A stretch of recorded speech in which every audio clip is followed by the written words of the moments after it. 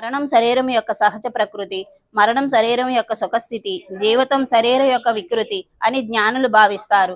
సాయి సమర్థులు ఆనందగనులు. వారు శరీరం యొక్క జననాన్ని ఎరుగరు. శరీరం అస్తిత్వం యొక్క స్ఫురణ వారికి లేదు. అటువంటి వారి శరీరానికి మరణం ఎక్కడిది? సాయిబాబా పూర్ణ పరబ్రహ్మ. వారికి జనన మరణాలు ఎక్కడవి? బ్రహ్మ సత్యం జగన్మిదం అని తెలుసుకున్న వారికి శరీరంలో తాత్యత్వం ఎందుకు ఉంటుంది?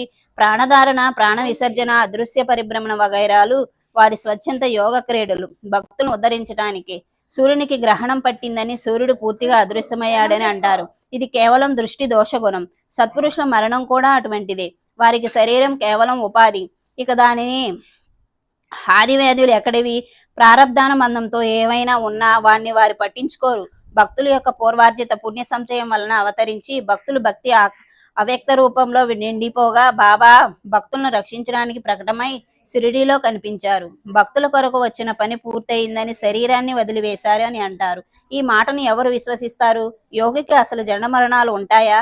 సాయి సమర్థులు తమ ఇచ్చానుసారం శరీరాన్ని యోగాగ్నిలో దహింపజేసి తాము ఆ వ్యక్తంలో లీనమైపోయిన భక్తుల హృదయాల్లో ఉన్నారు. ఎవరి నామాన్ని కేవలం స్మరించినంత మాత్రాన జనన మరణాలు వదిలిపోతాయో అట్టి వారికి మరణావస్థ ఎక్కడది?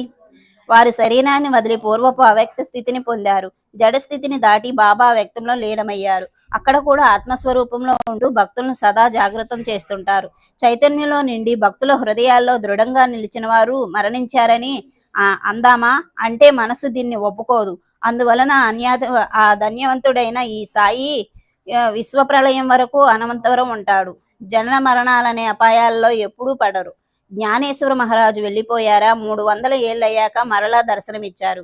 ఏకనాథ మహారాజు వారిని కలిసి వచ్చి జగానికి ఎంతో ఉపకారం